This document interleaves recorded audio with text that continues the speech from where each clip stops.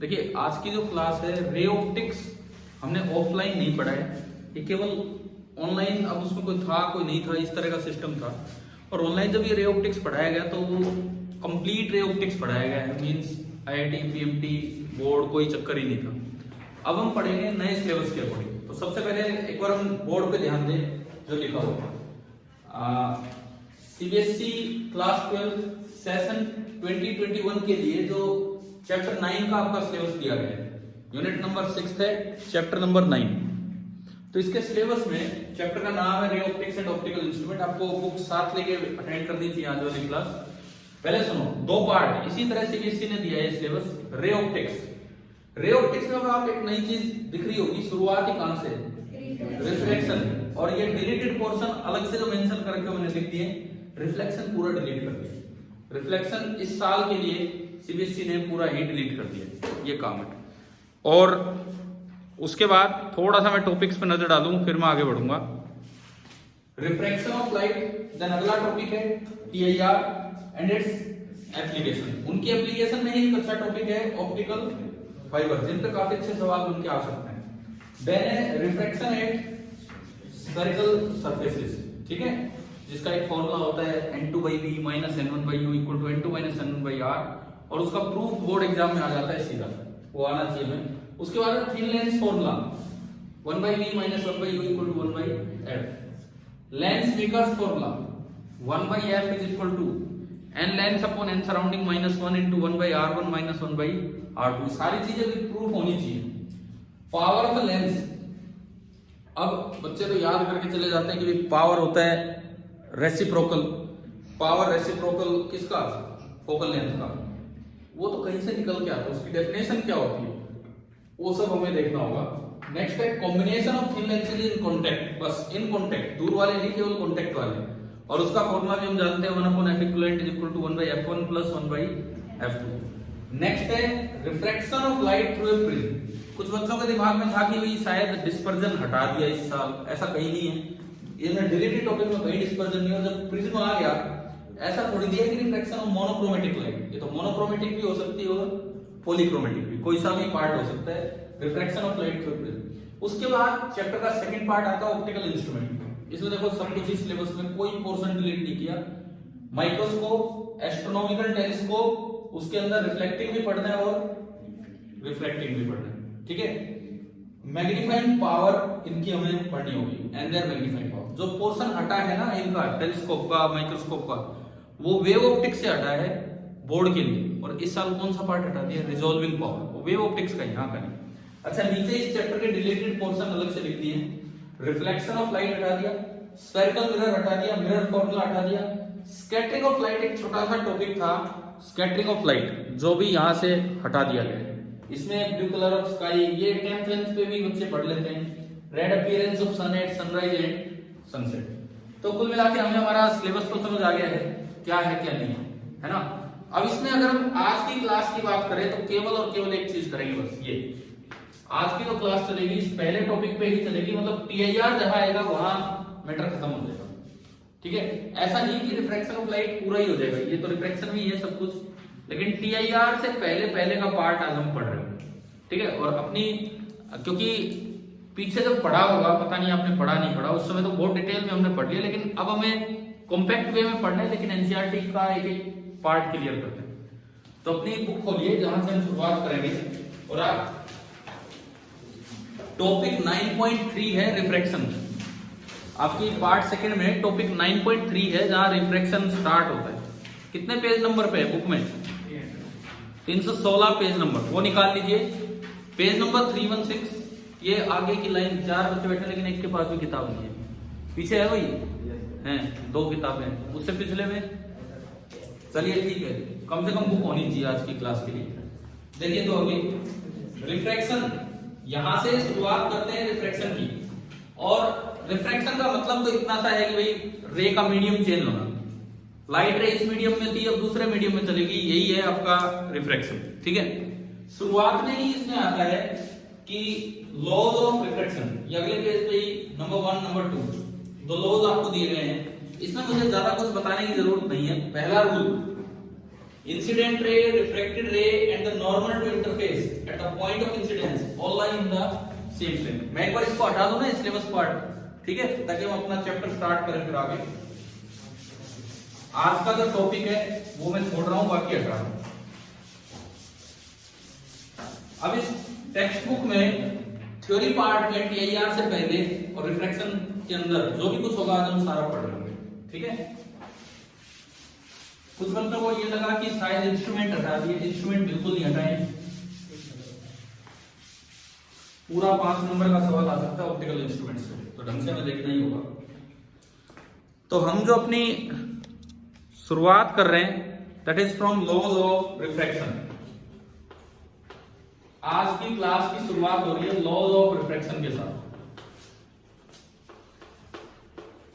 नहीं तो एक दो क्लास रिफ्लेक्शन में चली जाती है, लेकिन अब वो हट ही चुका है। देखिए मान लो ये कोई इंटरफेस है, एक चीज क्लियर करें, ये जो लॉज होते हैं रिफ्लेक्शन रिफ्रैक्शन के, इसके लिए प्लेन सरफेस मानने की कोई जरूरत नहीं है, कर्व पे भी वैलिड होते हैं। ये कोई इंटरफेस है और इस जगह कहीं से कोई रे इंसिडेंट हुई, this is the point of incidence, this is the point of incidence. आपने यहां एक नॉर्मल डाला, इस पॉइंट ऑफ इंसिडेंस पे आपने एक नॉर्मल डाल दिया। ये रे अगर सीधी जाती तो यूं निकल जाती,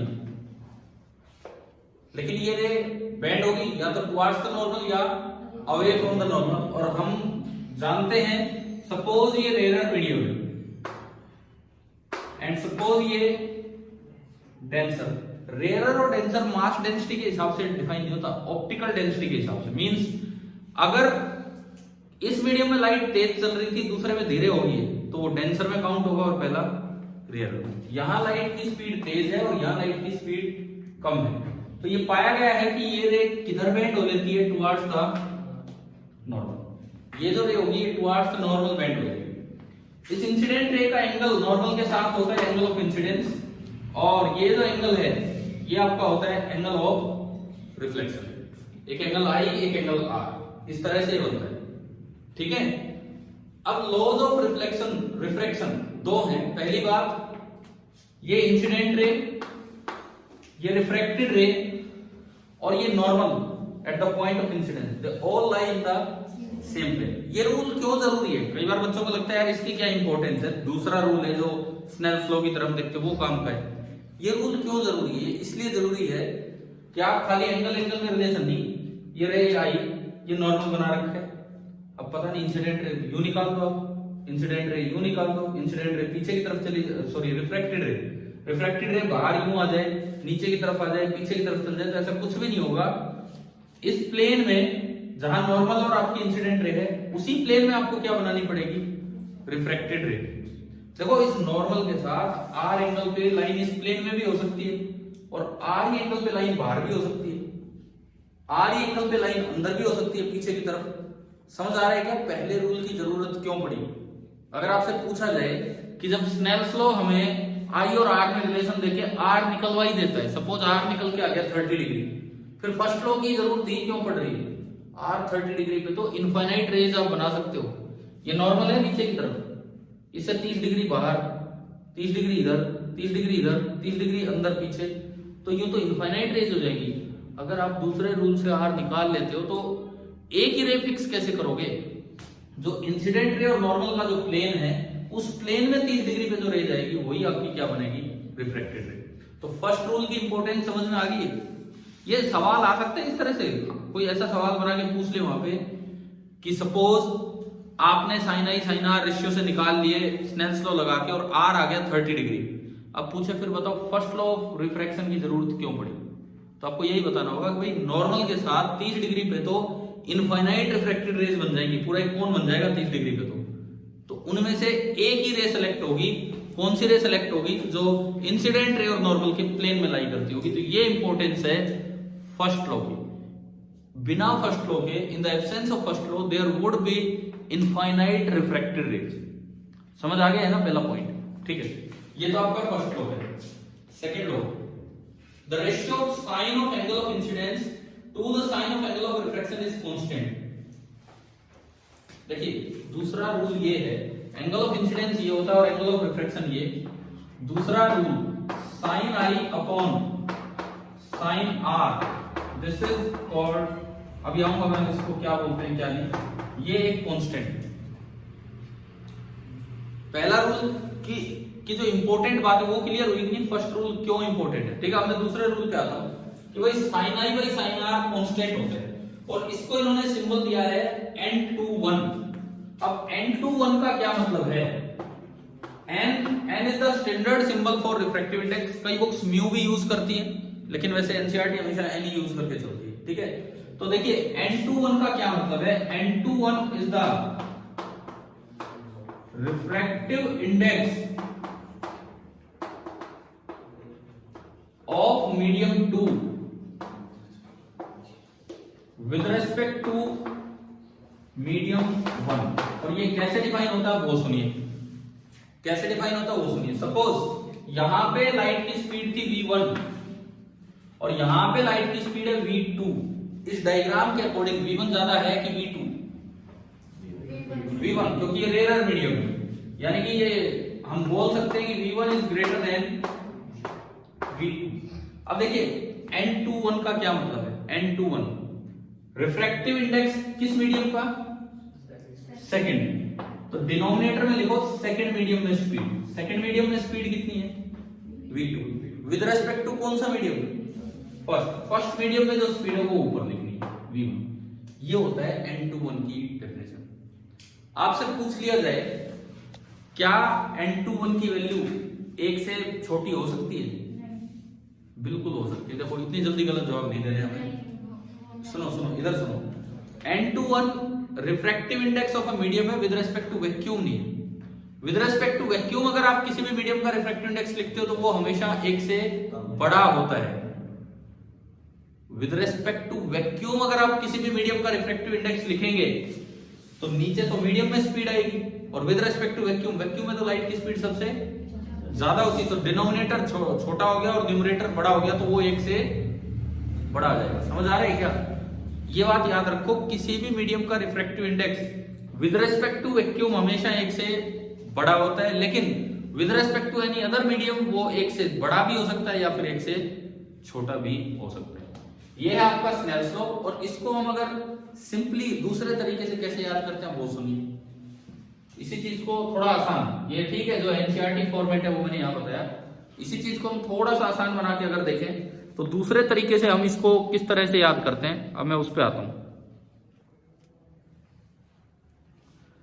देखिए इधर का refractive index with respect to vacuum मान लो n1, तो n1 होता है c बाई v1, समझ गए हो, with respect to vacuum c by v1। इधर का refractive index with respect to vacuum कितना, n2 c by v2। With respect to vacuum है तो ऊपर वैक्यूम की स्पीड, वैक्यूम में लाइट की स्पीड और नीचे मीडियम है ना। इसका एक आसान फॉर्मेट ये होता है, इधर का refractive index into sine of इधर का एंगल बराबर इधर का refractive index into sine of ये वाला एंगल। तो आपकी इक्वेशन बनेगी n1 into sine i is equal to n2 into sine r। और यहां से मैं तो कहूंगा न्यूमेरिकल्स के लिए अपना ये फॉर्म आप याद रखें। यहां से अगर आप sine i by sine r निकालते हैं तो वो क्या बना, n2 बाई n1। अब मैं एक बार n2 बाई n1 की वैल्यूज पुट करूं, यहां पे n2 कितना है c बाई v2 और m1 कितना है c बाई v1, तो रेसिप्रोकल होकर मल्टीप्लाई हो जाएगा। ये कितना आ गया v1 बाई v2, और v1 बाई v2 क्या था, तो ये अपने आप ही आ रहा है, इस फॉर्म में जा रहा है। हम प्रूव नहीं कर रहे, हम तो एक दूसरी फॉर्मेट से लिख के वहां पहुंच रहे हैं। तो आप स्नेल्स लॉ को ऐसे याद रखें फॉर न्यूमेरिकल्स, लेकिन अगर सिंपल स्टेटमेंट देनी है तो अपना ये भी आप तरीका याद रखें क्या है क्या। इसमें जो एक थोड़ी सी नई बात जो हमें कई बार सीखने को मिलती है यहाँ, ये मिलती है कि रिफ्रैक्टिव इंडेक्स एक मीडियम का दूसरे मीडियम के रिस्पेक्ट में कैसे डिफाइन होता है। समझ आ गया होगा शायद, ठीक है। ये आपके हो गए लॉज ऑफ रिफ्रैक्शन, ये आपका सिंपली हुआ लॉज ऑफ रिफ्रैक्शन। अब इसमें एक सवाल कैसे कैसे एक चीज पूछी जा सकती है, उस पर मैं आता हूं। मिटा दो ना इन चीजों को, तो ये तो आपका हो ही गया है।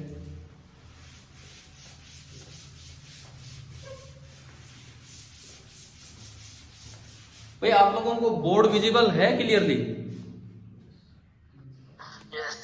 ठीक है, देखिए अब इसके बाद अगला जो काम है, मान लो मैं एक क्वेश्चन पूछूं आपसे। ये एक बीकर है, इस बीकर में मैंने 2 इमिसिबल लिक्विड डाल दिए। इमिसिबल मतलब जो मिक्स नहीं होंगे, अलग अलग रहेंगे, है ना। तो वो जो 2 इमिसिबल लिक्विड्स हमने डाले, उसमें एक लिक्विड नीचे गया, ये तो था वाटर, और एक लिक्विड ऊपर आ गया। भाई जिसकी डेंसिटी ज्यादा होगी वो है, हाँ, जिसकी डेंसिटी ज्यादा होगी वो नीचे, और जिसकी डेंसिटी कम होगी वो ऊपर। ये एक ऑयल है जैसे टर्पेंटाइन ऑयल, शायद तारपीन के तेल को टर्पेंटाइन ऑयल बोलते हैं। मैं तो मिलता जुलता है रहता है इसलिए बोल रहा हूँ, मुझे नहीं पता एग्जैक्टली, पर मैं वैसे ही कह रहा हूँ। ठीक है, टर्पेंटाइन ऑयल और नीचे वाटर है। अब आपसे ये पूछा जाए, एक रे आई, फर्स्ट टाइम किधर बेंड होगी? एयर से और ऑयल में आई तो किधर बेंड होगी? Towards the normal. तो ये तो पूछेंगे नहीं, ये तो वो दे देंगे डायग्राम। ठीक है, अब यहां पे फिर से एक नॉर्मल डाला। अब आपसे पूछा जा सकता है, बताओ अब जब ये ऑयल से वाटर में जा रही है तो ये टुवर्ड्स द नॉर्मल बेंड होगी कि away from the normal? Sanjana ji, towards the normal. क्यों? और आप अवे क्यों बोल रहे हो? वो ज्यादा डेंसर होगा, ये तो अवे होगा। कौन ज्यादा डेंसर है? वाटर नहीं, वाटर में टाइम ऑयल। फिर वो ऊपर क्या कर रहा है अगर वो ज्यादा डेंसर है? अभी तो आपने कहा कि जिसकी डेंसिटी ज्यादा है वो नीचे होगा, जिसकी डेंसिटी कम है वो ऊपर होगा।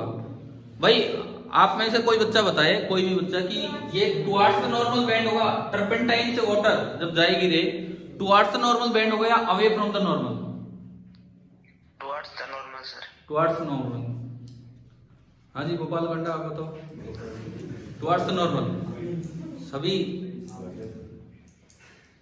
टुवर्ड्स द नॉर्मल करें। आदित्य भाई बताओ क्यों? जो हमने डेंसिटी बताई है, जो मास और वॉल्यूम बताई है, ऑप्टिकल डेंसिटी। अब एक बार अपनी बुक में आओ, सही बता रहे हैं। पेज नंबर 317 पे एक नोट दिखेगा, पेज नंबर 317 पे एक NOTE नोट दिख रहा है, पढ़िए, इसे पढ़िए। मैं पढ़ता हूं, कोई बात नहीं, आप अपनी बुक में ध्यान दीजिए। Page number 317, optical density should not be confused with mass density. पहली बात तो ये, which is mass per unit volume। mass density तो होती है mass upon volume। it is possible that mass density of an optically denser medium may be less than of an optically rarer medium। ये कह रहा है ऐसा हो सकता है कि ऑप्टिकली डेंसर मीडियम की मास डेंसिटी कम हो। मतलब ऐसा हो सकता है कि ऑप्टिकल डेंसिटी एक मीडियम की ज्यादा हो लेकिन मास डेंसिटी कम हो। फिर ये कहता है optical density is the ratio of speed of light in two media. मतलब जो रिफ्रैक्टिव इंडेक्स है ना, जो रिफ्रैक्टिव इंडेक्स है वही आपकी ऑप्टिकल डेंसिटी है मीडियम की। आगे बढ़े। फॉर एग्जांपल, ये मैंने क्यों पूछा ये सवाल, ये आ सकता है डेफिनेटली, ये क्वेश्चन आ सकता है। For example, turpentine and water, mass density turpentine की कम होती है, लिखा है ना आगे, तभी तो ये जो ऑयल है ऊपर फ्लोट करता है पानी के। बट ऑप्टिकल डेंसिटी क्या होती है? हायर। तो चाहे मास डेंसिटी नीचे वाले की ज्यादा हो, optical density means refractive index, किसकी ऑप्टिकल डेंसिटी ज्यादा है? टर्पेंटाइन की ज्यादा है और वाटर की कम। तो हमें यहाँ पे यूं देखना चाहिए कि N for turpentine is greater then N for water. चाहे वो वैसे फ्लोट कर रहा है ऊपर लेकिन उसका रिफ्रैक्टिव इंडेक्स ज्यादा है। ठीक है, तो खाली मास डेंसिटी से अंदाजा नहीं लगाना है। तो एग्जांपल मैंने, हम कोई सारी चीजें थोड़ी याद रखते हैं। अब टर्पेंटाइन की जगह केरोसिन भी आ जाए तो भाई मान लेना, अब ऐसा तो हम बिल्कुल एग्जैक्ट कहां से लाएं, केरोसिन ऑयल भी आ जाए तो भी ये चीज मान लेना, उसमें उल्टा है ना। अब बताओ क्या आंसर आएगा? ये डेंसर हो गया और ये मीडियम कैसा कहलाएगा? रेयर। ऑप्टिकली रेयर, तो ये किधर बेंड होगा? Away from the normal. देखो इस एक पेज पे हम चले, एक चीज जो बच्चे इग्नोर करते हैं, फर्स्ट लॉ की इंपॉर्टेंस, वो मैंने आपको बताई, उसके बिना तो आप रिफ्रैक्टेड रे बना ही नहीं सकते हो। दूसरी पे हमने जो इग्नोर करते हैं बच्चे, refractive index of a medium with respect to another medium, हम तो खाली वैक्यूम के रिस्पेक्ट में करते रहते हैं, है ना। और तीसरी चीज ये वाला पॉइंट ये बुक में दिया है, अच्छे से आपको समझ आना चाहिए। क्या क्लियर हो गया सभी को? चले भी आगे बढ़े, ठीक। इसके बाद आता है N12, N21 और इनमें कुछ रिलेशंस। तो मैं चलो उस चीज पे ही आ जाता हूं। सबसे पहली बात, मान लो कभी 3 मीडियम है, कहीं पर 3 मीडियम है, 1, 2, 3। पहले मीडियम में लाइट की स्पीड है v1, दूसरे मीडियम में लाइट की स्पीड है v2 और तीसरे मीडियम में लाइट की स्पीड है v3 और वैक्यूम में लाइट की स्पीड कितनी है c। अगर आपसे पूछा जाए ओनली n1 मतलब विद रिस्पेक्ट टू वैक्यूम, तो क्या लिखें? c by v1। Only n2 c by v2 and only n3 c by v3। लेकिन अगर आपसे पूछा जाए n12 refractive index of medium 1 with respect to medium 2, नीचे किस मीडियम का रिफ्रैक्टिव इंडेक्स लिख रहे हैं? 1 का, तो नीचे आएगा v1। जब कुछ नहीं लगाया तो आप ऊपर c था, कुछ लिख रखा है तो उस मीडियम में स्पीड लिख दो। ये 2 के रिस्पेक्ट में है तो सेकंड में इसकी स्पीड कितनी है? v2। समझ आ रहा है? तो एक बार अपनी बुक में ध्यान दो, एक चीज ये लिखता है n12 is equal to 1 upon n21, उसी पेज पे n12 is equal to 1 upon n21। क्या ये बात समझ आ गई? अगर मैं n12 लिखूं तो ये लिखा जाएगा, अगर मैं n21 लिखूं n21 तो रिफ्रैक्टिव इंडेक्स ऑफ मीडियम 2 मतलब v2 with respect to medium 1 v1। तो क्या ये एक दूसरे के रेसिप्रोकल दिख रहे हैं? ठीक है। दूसरी ये तो इक्वेशन थी 9.11। इससे आप थोड़ा नीचे चलोगे तो ये लिखता है n32 बराबर n31 Guna n12, n32 is equal to n31 into n12। ये भी हमें रिजल्ट अच्छे से ध्यान रहना चाहिए कि अगर ऐसा और ऐसे लिखा हुआ है, यहाँ 1 और यहाँ 1 कॉमन है तो आप उसको एलिमिनेट कर सकते हो, और ये समझना तो बहुत आसान है। ये देख रही है ना अपनी बुक में, आपको ये इक्वेशन नजर आ रही है, उसी से नीचे 1-2 लाइनों में होगी। ठीक है, अब देखिए n32 का क्या मतलब है, स्पीड की टर्म्स में बोलो। n32 देखो किसके रेस्पेक्ट में है, ना किसका लिख रहे हो, 3 का, सही बोले हो। नीचे तो क्या आएगा v3, किसके रेस्पेक्ट में, 2 के रेस्पेक्ट में, ऊपर आएगा v2। क्या ये लिखना आ गया? बराबर n31 किसके रेस्पेक्ट में, ना 3 का लिख रहे हो 1 के रेस्पेक्ट में, इनटू ये क्या है 1 का लिख रहे हो किसके रेस्पेक्ट में, 2 के रेस्पेक्ट में। अब आप चेक करो क्या 1 से 1 कैंसिल हो रहे हैं? देखो अगर हम इसमें देखते हैं ध्यान से तो v1 से v1 कैंसिल हो गया और अपने आप ही क्या बचा v2 by v3। तो refractive index of medium with respect to another medium के बारे में 2 रिजल्ट्स बुक ने दिए हैं, एक तो ये और एक ये। क्लियर ना, समझ आ गया होगा हमें? चलो इसके बाद आगे बढ़ते हैं। नेक्स्ट है यहीं पे डायग्राम है, लेटरल शिफ्ट ऑफ रे reflected through a parallel sided slab. इसको समझते हैं, और ये ना लैब में बड़ी आसानी से किया जा सकता है, बहुत ही आसानी से। 10th के बच्चे करके ही आते हैं ये एक्सपेरिमेंट। ठीक है, चलते हैं हम लेटरल शिफ्टिंग की तरफ।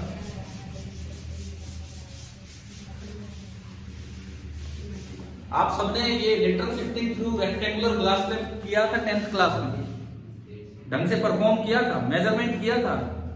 शिफ्ट उस फॉर्मूले से सुनो, अभी जैसे मैंने कुछ दिन पहले 10th में परफॉर्म करवाया था, तो मैं तो साथ में साइंटिफिक कैलकुलेटर लेके गया था। हर एक बच्चा नहीं, 3-4 का एक ग्रुप बना दिया, 3-4 का एक ग्रुप, तो वो बच्चे परफॉर्म करके प्रोटेक्टर की मदद से एंगल मेजर कर रहे थे। मैं उनका साइन कोस उन्हें बता रहा था, लास्ट में वो शिफ्ट मेजर करके देख रहे थे कि हाँ मैच हो रहा है कि नहीं हो रहा है, इस तरह से। तो एक बार वो सीखते हैं। तो नेक्स्ट जो हमारा काम है refraction through a rectangular glass slab.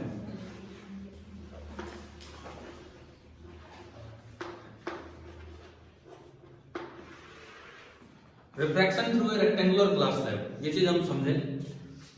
Suppose ये कोई ग्लास स्लैब है, लैब में करने का तरीका ये होता है कि एक A4 साइज शीट लो, ड्राइंग बोर्ड पे उसे फिक्स कर दो, 4 छोटी छोटी पिन लगा के, ड्राइंग पिन, उसके ऊपर आप ये स्लैब बीच में रखते हैं, फिर उसकी आउटलाइन ड्रॉ करते हैं पेंसिल से, उसके बाद आपको 4 होल पिन दे दी जाती है। ठीक है, हम करते क्या है, ये नीचे थिकनेस होगी कुछ इसके नीचे, हम करते क्या है, एक साइड इधर से करके उधर देख सकते हैं, एक ही बात है, या इधर से करके इधर देख सकते हैं, उससे कोई फर्क नहीं पड़ता। सपोज आपने 2 पिन यूं वर्टिकली पेपर पे लगा दी, ऑल पिन है, वो यूं नहीं करनी पड़ती। बच्चों ने क्या किया, 10th के बच्चों ने वो वेट ले लिए, लैब में वेट होते हैं, ऑल पिन आदि खराब कर दी उस चक्कर में। ऑल पिन होती है भाई, उसमें इतना भी जोर नहीं लगता है, ठीक है, पर हाथ ऐसे हैं, बोले सर लग जाएगी हाथ में, ये ऑल पिन से कहां लगती है इतनी। अब सुनो, यहां से आपने रे ली, अब वो इंसिडेंट रे का काम करती है, ये 2 ऑल पिन यूं वर्टिकली लगा दिया आपने। ठीक है, अभी हमें शुरुआत में क्या करना होता है, दूसरी साइड से, स्लैब के दूसरी साइड से, स्लैब है एक सिंपल रेक्टेंगुलर स्लैब, कुछ मोटाई की थिकनेस की होगी, है ना, दूसरी साइड से हमें वो 2 पिन देखनी होती है, और इस तरह देखनी होती है कि जो 2 इमेज उनकी नजर आए, वो और 2 ये एक ही लाइन में नजर आए, मतलब आप एक को देखें तो एक ही दिखे, समझ गए हो क्या, आपको 4 ना दिखें, 2 ना दिखें, आपको एक ही नजर आए, उस हिसाब से आपको 2 पिन यहाँ पे सेलेक्ट करनी होती है। ठीक है, ये करने के बाद फिर आप जहां जहां पिन लगाइए उन पॉइंट्स को थोड़ा डार्क कर देते हो, पिन हटा के, उसके बाद स्लैब भी हटा लेते हो। अगला काम ये होता है, जिन 2 जगह आपने पिन लगाई थी उन पॉइंट्स को आप ज्वाइन कर देते हो, और ये इंसिडेंट रे का काम करता है। ठीक है, स्लैब की थिकनेस आप वहां से मेजर कर लेते हो, जो आउटलाइन आपने बनाई थी, क्लियर। फिर एक रे आप यहां से बनाते हो,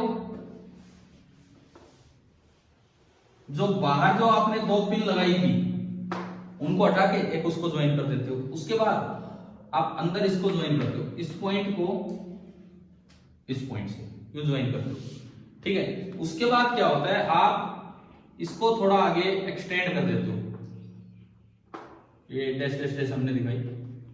ठीक है, एक तो हमें ये ऑब्जर्व करना होता है क्या ये दोनों पैरेलल हैं कि नहीं। अगर ये फेस और ये फेस पैरेलल है, अगर ये फेस और प्रिज्म में नहीं होगा, प्रिज्म में पैरेलल फेस ही नहीं है, ये रेक्टेंगुलर स्लैब है अभी, अगर ये फेस और ये फेस पैरेलल है और इधर भी एयर है उधर भी एयर है, मतलब दोनों साइड मीडियम क्या है, सेम है, तो इंसिडेंट रे और इमर्जेंट रे जो निकली है वो क्या मिलेंगी, एक दूसरे के पैरेलल मिलेंगे विद सम लेटरल शिफ्टिंग, थोड़ा सा साइड में। अगर आपसे पूछा जाए डेविएशन कितना है, डेविएशन तो देखो किसी भी रिफ्रैक्शन में, मैं पीछे बताना भूल गया उस डायग्राम के साथ, किसी भी रिफ्रैक्शन में डेविएशन होता है mode of I minus R। देखो डेविएशन का मतलब है, जैसे अगर मैं यहां बात करूं, मोड मतलब I बड़ा है तो I में से R घटाओ, R बड़ा है तो R में से।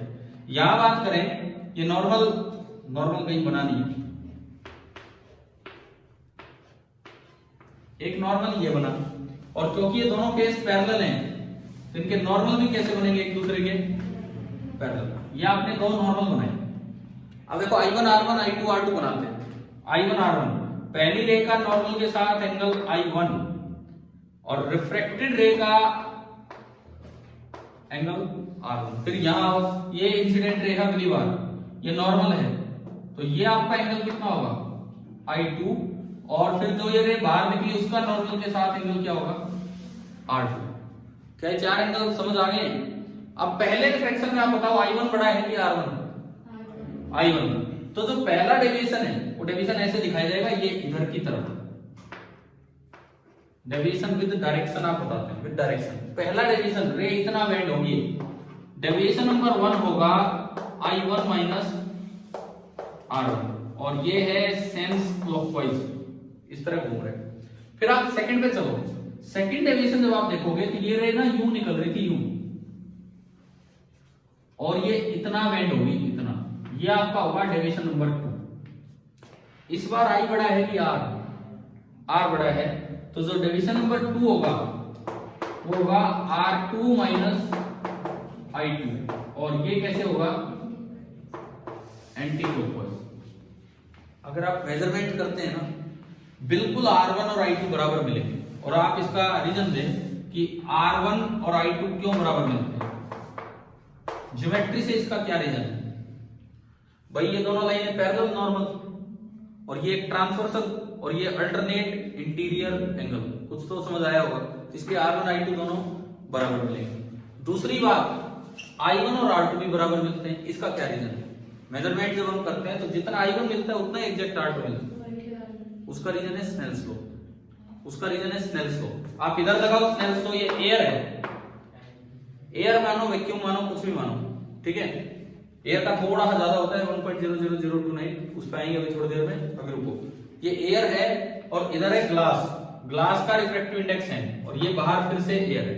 अब यहां स्नेल्स लॉ लगाओ, इधर का refractive index 1 into sine of I1 is equal to इधर का refractive index n into sine of R1। क्या स्नेल्स लॉ की इक्वेशन यहां ही समझ में, एक बार उधर लगाओ ऐसे ही, इधर का रिफ्रैक्टिव इंडेक्स चलो पहले बाहर ही लगा लेते हैं, 1 into sine R2 is equal to अंदर n इंटू साइन I2, ये हो जाएगी।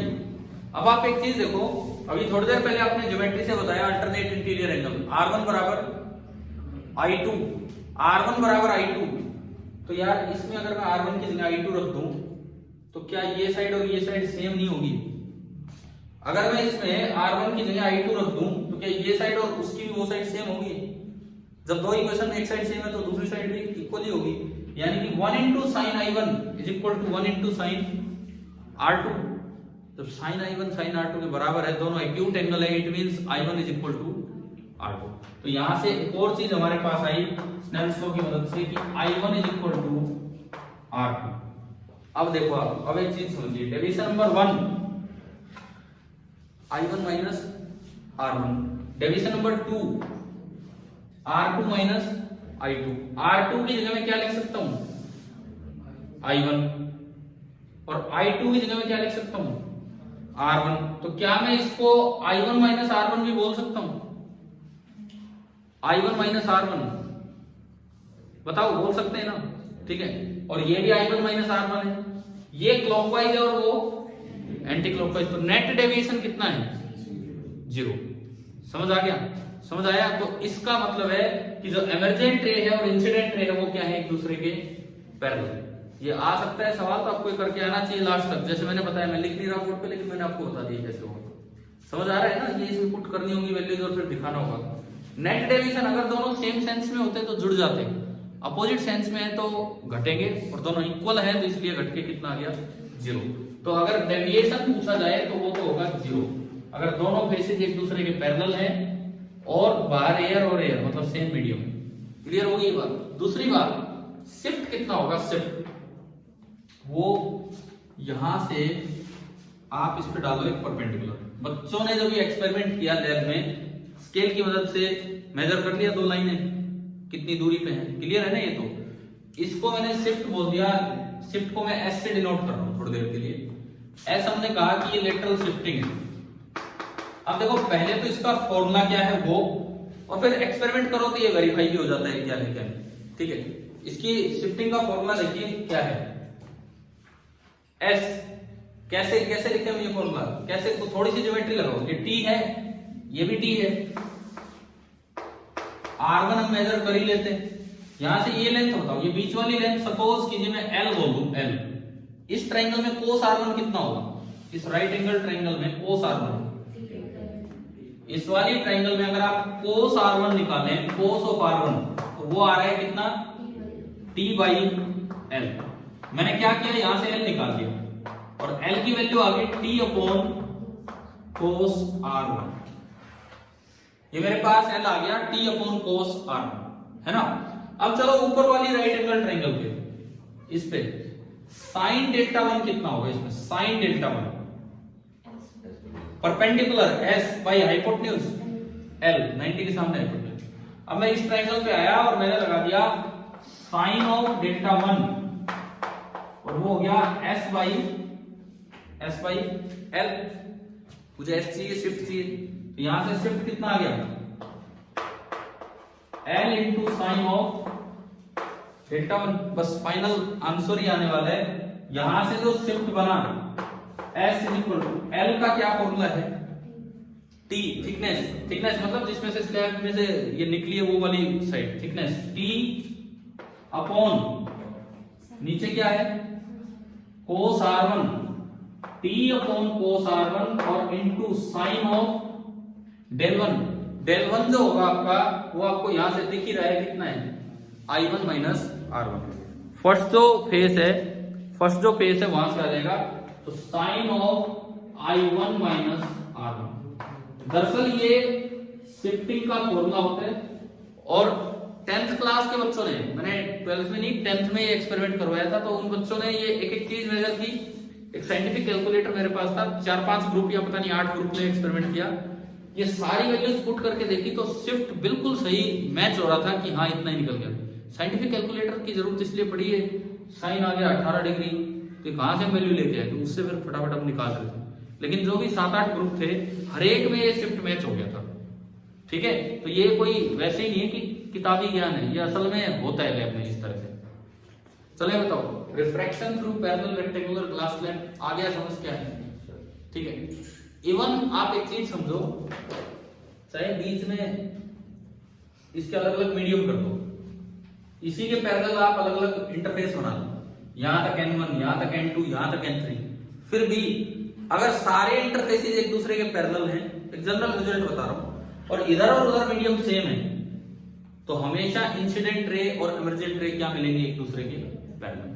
यानी कि एंगल ऑफ डेविएशन कितना होगा, 0। हाँ, कुछ लेटरल शिफ्टिंग हो सकती है जो जैसे हमने इसमें पढ़ी। ये बताओ ये वाला काम आ गया समझ। ठीक है, इसके बाद देखिए लास्ट में इसी केस पे 317 में लिखता है, the emergent ray is parallel to the incident ray, there is no deviation but it does suffer lateral displacement या shift with respect to the incident. Refraction का इन्होंने एक ऑब्जर्वेशन ये दिया, क्या क्लियर हो गया। दूसरा ऑब्जर्वेशन जो सीधा आ सकता है क्वेश्चन बन के, another familiar observation is that the bottom of a tank filled with water appears to be raised। अब हम इस दूसरी ऑब्जर्वेशन पे चलते हैं। हम देखो आपको दिख रहा होगा फिगर, सॉरी पेज नंबर 319 पे टॉपिक 9.4 का क्या नाम है, टोटल इंटरवल। उससे पहले तक क्लास पढ़ रहे हैं, बताया था आपको पहले। दूसरा जो टॉपिक है हमारे सिलेबस का, जो सेकंड टॉपिक है वो TIR ही था, तो उससे पहले आज कवर करते हैं। ठीक है, आप वैसे यार ऑप्टिक्स कहीं से भी पढ़ते रहो, पर कई चीजें आप छोड़ जाएंगे अगर आप इस टेक्स्ट बुक से नहीं कवर करेंगे। तो दूसरा जो एग्जांपल इसने दिया है, bottom of a tank filled with water appears to be raised. अब उस पे आते हैं।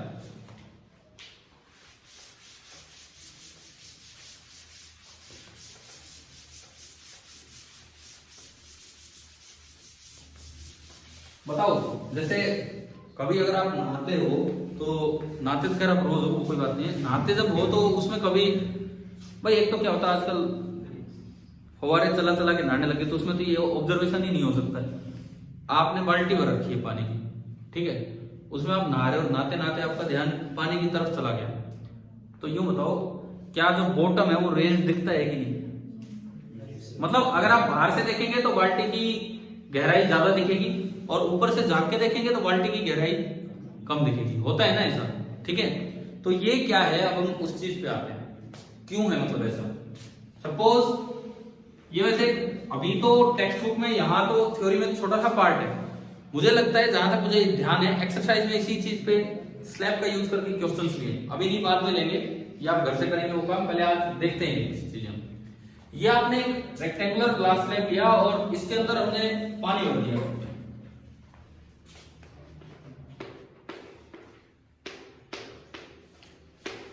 कुछ दूरी तक पानी भर दिया यहां तक, और जो पानी की एग्जैक्ट डेप्थ है या हाइट है वो h है, ये मैंने लिखी। ठीक है,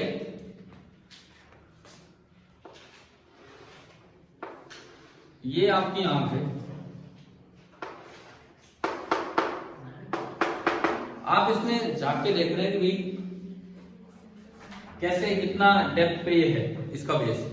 तो सुनो, एक जो रे यहां से चलेगी, बॉटम आपका ऑब्जेक्ट का काम कर रहा है, एक रे मैंने ली बिल्कुल नॉर्मल नॉर्मली इंसिडेंट रे ये होती है, इसका एंगल ऑफ इंसिडेंस कितना होता है 0 डिग्री, तो एंगल ऑफ रिफ्रैक्शन भी 0 होगा वो स्नेल्स लॉ से। तो इस रे में कोई डेविएशन नहीं होता और ये रे एज इट इज सीधी आंख में, क्लियर है। लेकिन अगर आप एक रे थोड़ा सा साइड में, बहुत ज्यादा नहीं, मैं दूसरी रे को मैं मान रहा हूं नियरली नॉर्मली इंसिडेंट, मतलब बस थोड़ा सा ही एंगल ऑफ इंसिडेंस है, दिखाने को आप चाहे ज्यादा दिखा दो, ये बहुत ज्यादा है। दिस इज एक्सैगरेटेड डायग्राम, एक्सैगरेटेड मींस थोड़ा बड़ा करके हमने दिखा दिया इसको, लेकिन थोड़ा सा ही साइड में, इसको हमने बोला है नियरली नॉर्मली इंसिडेंट रे। ये नॉर्मल है, ये नॉर्मल है, और ये है इसका एंगल ऑफ इंसिडेंस जो छोटा सा ही है, I is small and the ray is known as nearly normally incident ray, near normal incidence। ये रे किधर बेंड होगी, towards the normal कि away from the normal, away, क्योंकि बाहर एयर है, बाहर एयर है, तो ये रे जो है वो away from the normal bend होगी, ठीक है। अब ये दो रे यूं मिल गई, इमेज कहां बनी, इमेज होती है point of intersection of refracted rays, image होती है point of intersection of refracted rays. इसको पीछे बढ़ाओ, इसको पीछे बढ़ाओ, तो दोनों यहां मिलेंगी। देखो ये थोड़ा एक्सैगरेटेड सा डायग्राम है, इसलिए बेस यहां दिखेगा, इतना भी ऊपर नहीं दिखता है, फिर तुम नहाए कैसे, फिर तो यही दिखेगा, वही पानी नहीं है, ऐसे कैसे, इतना भी ऊपर नहीं दिखता है, लेकिन क्योंकि इतना भी ज्यादा एंगल पे हम नहीं देख रहे, क्लियर है ना। ये आई कहां छोटा है, इसमें तो अच्छा खासा दिख रहा है, लेकिन आई काफी छोटा लेके हम देख रहे हैं। तो आप सुनिए, ये तो ऑब्जेक्ट है और ये क्या है उसकी इमेज। अच्छा ये आई तो ये आर है ना, वही समझ आ गया। जो इसकी अपेरेंट डेप्थ है उसको मैं एच डैश बोल रहा हूं, डी डैश भी बोल लो, एच ही बोलना क्या जरूरी है, डी डैश बोल लो, डी बोल लो, डेप्थ है तो वो हमने हाइट की तरह बोल दिया, है ना। अब देखो क्यों ये रेंज दिख रहा है, बेस को समझ आ गया रिफ्रैक्शन से कि ये जो बेस है ये यहां नजर आएगा, लेकिन अब कितनी नीचे नजर आएगा, मतलब कितना है या शिफ्ट कितना है, वो भी निकाल ही लेते हैं जब यहां तक पढ़ा है तुमने। तो उसके लिए एक फॉर्मूला होता है डी डैश या H dash that is equal to H upon N relative. Formula कैसे आएगा, अभी आएगा। एच डैश तो है अपेरेंट डेप्थ, अपेरेंट डेप्थ या अपेरेंट हाइट, और एच क्या है, रियल डेप्थ, है ना। एन रिलेटिव क्या है, अब इस पे आप आइए, एन रिलेटिव क्या होता है इस फॉर्मूले में, एन रिलेटिव होता है N refractive index of medium of incidence upon refractive index of medium of refraction, refractive index of medium of incidence upon refractive index of medium of reflection, ये आपका होता है N.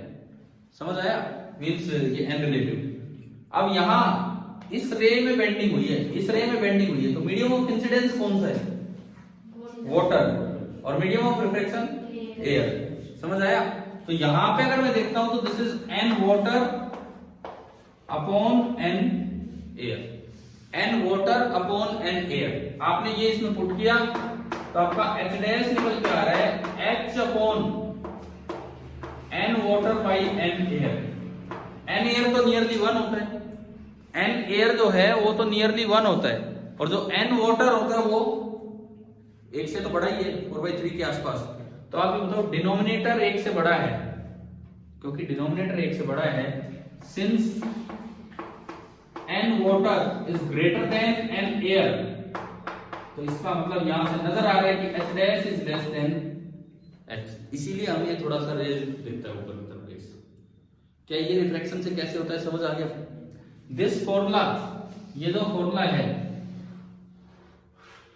This is valid only if I is small, this is valid only for near normal incidence,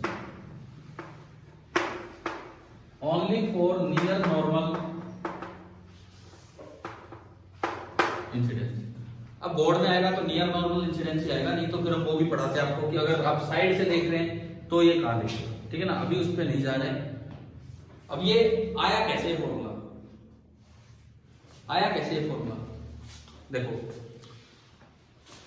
ये angle are है तो ये भी are है, corresponding angle of parallel lines.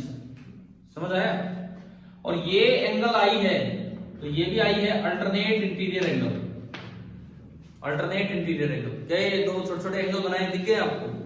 यहां स्नेल्स लॉ लगाओ, यहां स्नेल्स लॉ, क्या इक्वेशन बनेगी? N water into sine I, है ना, समझ आ रहा है, is equal to N air into sine R. N water into sine I is equal to N air into sine R. Clear है? अब इस चीज को ट्राइंगल के अंदर यूज कीजिए आप। साइन आई वहां छोड़ो, यहां देखो, since I is small R is also small. अगर आई छोटा है तो आर को भी छोटा होना पड़ेगा, क्योंकि आई कम है तो जरा सा ही वो उधर जाएगा।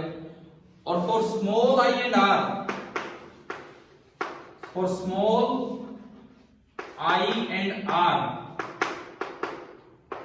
tan theta is nearly equal to sin theta, क्योंकि for small angle tan theta sin theta दोनों ही थीटा होते हैं।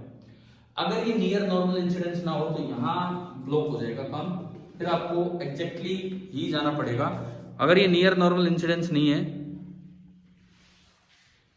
तो ये यहां पे ब्लॉक हो जाएगा और फिर आपको एग्जैक्टली जाना पड़ेगा। ठीक है, अभी देखिए अभी क्या होगा, देखते हैं हम इसमें। इसी में मैंने लिखा N water into tan I is equal to N air into sine R की जगह क्या, टेन आर। अब टेन आई और टेन आर को इस ट्रायंगल से आप लिखवा दो। ये लेंथ एक्स मान लो भाई, ये लेंथ एक्स मान लो, एक्स ये लेंथ। टेन आई बोलो कितना है, टेन आई इस ट्रायंगल में tan I X by H, तो मैं टेन आई की जगह लिख सकता हूं N water into X by H is equal to N air into tan R कितना है यहां से X by H dash. X से एक्स कैंसिल और इनका रेसिप्रोकल कर दो, H upon N water is equal to H dash upon N air. यहां से एच डैश आ गया, एन एयर इधर आया into H upon N water, और अगर आप इसको नीचे ले जाओ तो ये वही बन जाएगा N water upon N air, जिसको हमने बोला है एन रिलेटिव। डायरेक्ट क्वेश्चन इस चीज पे भी आ सकता है। ठीक है, देखो एनसीईआरटी बुक में जो लाइनों में दिया है एक एक चीज हमें कवर करनी होगी, एक एक चीज। क्या ये यहां तक समझ आ गया है? ये तो सिंपल फेमिलियर एग्जांपल दे रहा है। पहला रेक्टेंगुलर ग्लास स्लैब का, दूसरा ये बीकर में जो रेड बेस दिखता है उसका फॉर्मूला हमने निकाल लिया है, जो आप याद रखें। अगर नियर नॉर्मल इंसिडेंस ना हो तो बस एक चीज का ध्यान रखो, आप ये नहीं कर सकते, ये नहीं कर सकते, तो बस एक ही काम करना है, वो न्यूमेरिकल आए तो कभी आ जाए तो बोर्ड में आने के चांस कम है।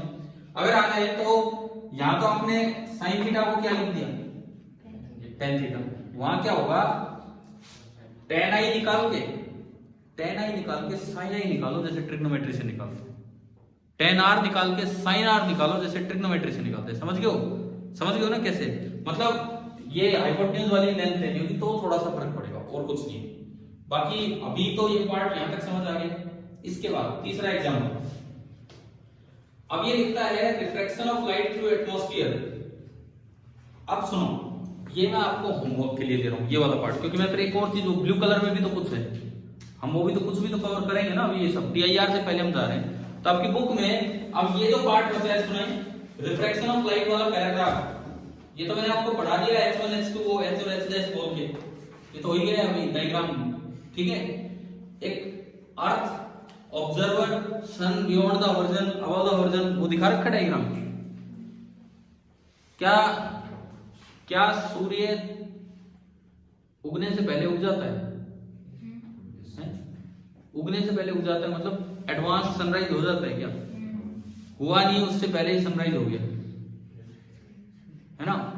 जैसे कई लोगों को बड़ी जल्दी रहती है सुबह सूर्य नमस्कार करने की, तो करके सो जाते हैं वो हाँ, तो सूर्य नमस्कार करिए, अरे वो तो 2 मिनट पहले आपको कुछ हो रही उसकी इमेज दिख रही है, सन तो भी आया ही नहीं ओरिजिन से ऊपर, आप उसको नमस्कार करके सोगे, सन तो 2 मिनट बाद आएगा। ऐसे ही सन शाम को जब सेट होता है तो 2 मिनट तक हमें दिखता रहता है, जबकि वो बियॉन्ड द ओरिजिन जा चुका है।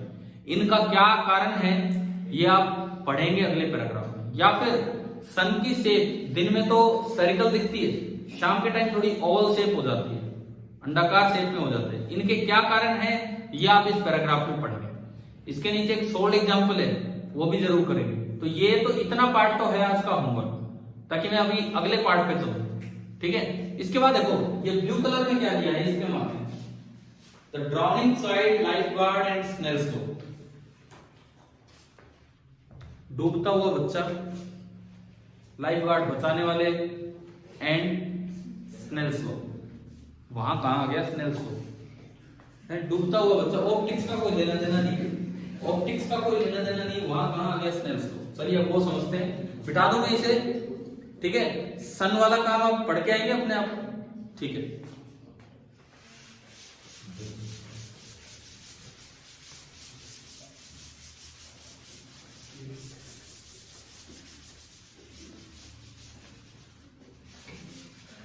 देखो ये वाला पार्ट देखिए, आज का आखिरी काम हम कर रहे हैं।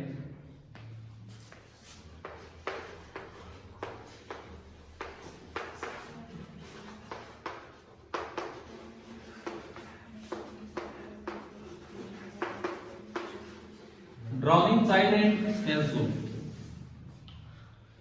कैसे बचाएं डूबते हुए बच्चे को, कि अभी ये जैसे आपका केवीपीवाई एग्जाम होते हैं, इनमें यार ऐसे सवाल आते हैं। आ भी चुका ये वाला क्वेश्चन केवीपीवाई के पेपर में, ठीक है। अभी रिसेंटली भी केवीपीवाई हुआ है, तो इस बार नहीं, मैं तो पहले की बात कर रहा हूँ। ये इनमें आ जाती है इस तरह की चीजें जो बड़े कॉमन से क्वेश्चंस हैं। इसके लिए आपको मतलब थोड़ी फिजिक्स आनी चाहिए और वो अप्लाई करनी आनी चाहिए। देखो ये मैं इसका ही डायग्राम लेता हूँ, PQRS। ये मान लो भाई कोई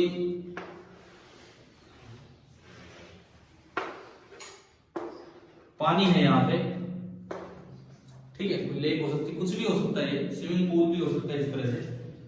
ये स्विमिंग पूल कह रहा है PQRS, ठीक है। Life guard sitting at G, एक लाइफ गार्ड बैठा है G पे, जिसका काम यही है कि अगर कोई डूबने लगे तो इसको बचाना है, ठीक है। अपनी बुक में पढ़ना, मैं वहीं से पढ़ रहा हूं। Lifeguard sitting at G outside the pool, pool के बाहर, notices a child drowning at point C। इसने देखा कि यार एक बच्चा ना C पॉइंट पे डूब रहा है। यहां कोई पॉइंट आपको C दिखाया गया है, C फॉर चाइल्ड, है ना। वो बच्चा यहां पे डूब रहा है।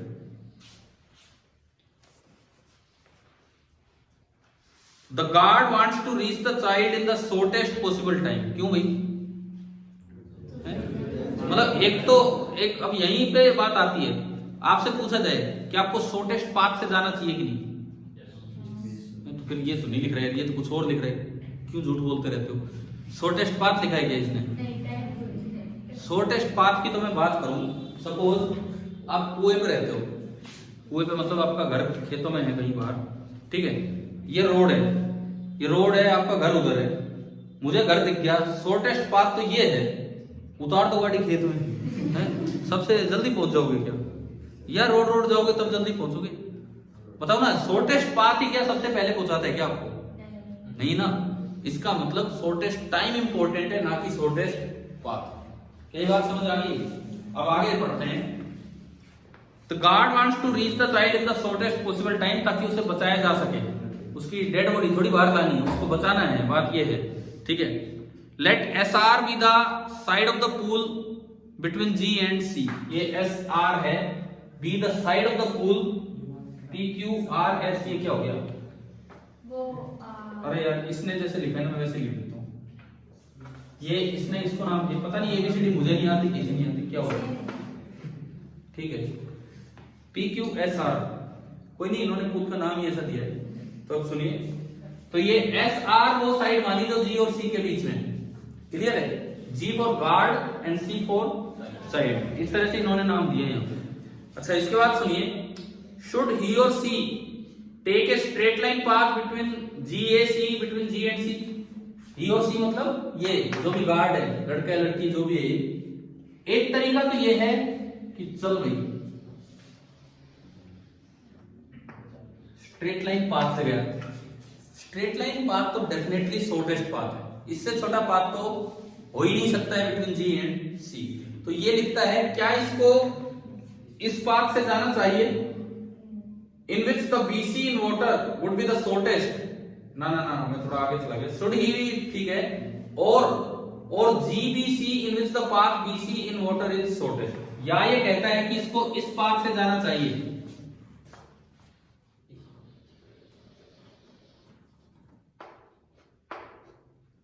ये पॉइंट B है, और ये देखो पानी के अंदर शॉर्टेस्ट, पानी के अंदर स्पीड कम होगी उसकी, पानी के अंदर तो स्विमिंग करके जाना है, बाहर तो भाग रहा है कितनी तेज, तो ये तो पूरा शॉर्टेस्ट पाथ था। इसमें दिक्कत क्या थी, पानी के अंदर बहुत ज्यादा लेंथ आ रही, तो भाई बाहर भाग लो, और पानी में ले लो शॉर्टेस्ट, पानी में तो शॉर्टेस्ट लेंथ इससे आनी, बताओ इस पाथ से जाना चाहिए कि इस पाथ से जाना चाहिए,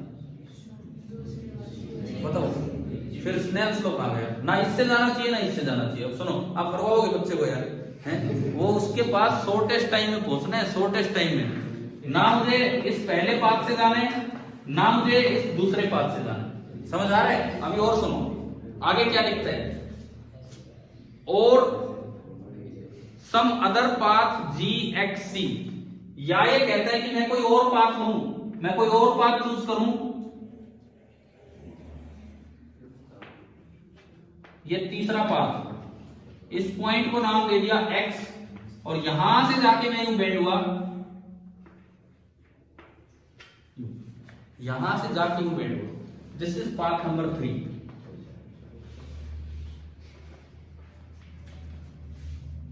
समझ आ गया क्या यार? ये सवाल KVPY के पेपर में आ गया एक बार कुछ साल पहले, उसमें भी कोई चाइल्ड था या कोई लड़की थी, जो भी था डूब रहा था, कुछ इस तरह का था, और कोई गार्ड था बचाने वाला, और सेम क्वेश्चन ऐसा ही आ गया कि उसको पाथ नंबर 1 से जाना चाहिए, पाथ नंबर 2 से जाना चाहिए, पाथ नंबर 3 से जाना चाहिए, या किसी से भी जाए कोई फायदा नहीं, बचने वाली तो नहीं। मतलब एक नन ऑफ दिस टाइप कुछ ऐसा था, पता नहीं मुझे याद नहीं क्या है क्या नहीं, ये था। अब आप बताओ, अच्छा ये इसने दिया है द गार्ड नोज, गार्ड को ये चीज पता है दैट हिज और her swimming running speed given on ground is higher, इसकी जो स्पीड है इधर, इसकी जो स्पीड है इधर ग्राउंड पे वो कितनी है V1, and swimming speed V2 पानी में वो कम है। ये आपको दिया गया है क्वेश्चन में, दिया गया है कि V1 is greater then V2, V1 is greater then V2। कौन है यार ये? देखो अमन आप समझ जाओ, एक बच्चे को एक दिन इसी तरह भगाया गया था, वो आज तक आ नहीं पाया दोबारा, ठीक है ना, पता है ना आपको, कपूरी दूर दी। सुनो इसके बाद सुनिए, क्या ये सवाल आ गया समझ? आपको इसका जवाब देना है, क्योंकि अभी मेरे पास समय नहीं है, बहुत अच्छी जगह पे क्लास खत्म हो रही है, आपका क्वेश्चन बन के खत्म हो रहा है, और आपको तुक्का नहीं मार के आएंगे। बुक से जरूर पढ़े, ब्लू कलर में जो दिया है पेज नंबर 319 पे, लेकिन कोई तुक्का नहीं लगाना है। अगर ये कहता है कि हाँ you can prove it by simple calculus, तो वो सिंपल कैलकुलस हमें करना आना चाहिए, ठीक है? कई बार क्या होता है, लिख देते हैं सिंपल मैथमेटिक्स, फिर एग्जाम में डाल देते हैं, फिर बच्चा लगा रहता है, वो सिंपल मैथमेटिक्स यहाँ करके नहीं देखा, इसलिए वहां बैठा रहता है, फिर कैसे क्या करना है, ठीक है? और ये भी पता लगेगा कि यहाँ कहाँ स्नेल्स लॉ आ गया, यहाँ कहाँ स्नेल्स लॉ आ गया, ये चीज भी हमारी समझ में आएगी। तो मतलब एक बहुत इंपॉर्टेंट पॉइंट है, और यहां से इसको बोलते हैं फर्मेट्स प्रिंसिपल। ये जो बनेगा ना, तो कल की क्लास की शुरुआत हमारी यहां से होगी कि आपको ये क्वेश्चन समझ आ गया कि भाई ये कौन सा पाथ चूज करें ताकि शॉर्टेस्ट टाइम में वहां पहुंचे। शॉर्टेस्ट पाथ है ये, पानी में शॉर्टेस्ट पाथ है ये, और एक तीसरा पाथ कोई अलग तरीके से दिया है, ये नॉर्मल है इस तरीके से, ठीक है? आप ये बुक की मदद लें, पेज नंबर 3। अब होमवर्क समझाइए कल का। एक तो ये पेज नंबर 318 अपना कंप्लीट करना है, कुछ चीजें छोड़ी है ना हमने उसमें, एक सोल्ड एग्जांपल, और ये पेज नंबर 318 कंप्लीट करना है। बुक रखने लग गए, पता कैसे लगेगा क्या काम दे रहा हूं? पेज नंबर 318 कंप्लीट करना है, 319 पे ब्लू कलर से क्वेश्चन का आंसर ढूंढ के लाना है, ढंग से प्रूव करके। और चलो जी एक्सरसाइज की तरफ। Question number 16, a small pin fixed on a table top is viewed from a distance of 50 centimeter। हाँ, क्वेश्चन नंबर 9.16, ये 16 ही नंबर है क्या? नई बुक में कई बार थोड़े अलग हो गए हैं। स्मॉल पिन वाला क्वेश्चन 16 ही है ना, पेज नंबर 347 पे क्वेश्चन नंबर 16। कल आते ही पहले ये कंटिन्यू होगा, आपकी क्लास होगी इस बोर्ड पे सीधी अगली, है ना।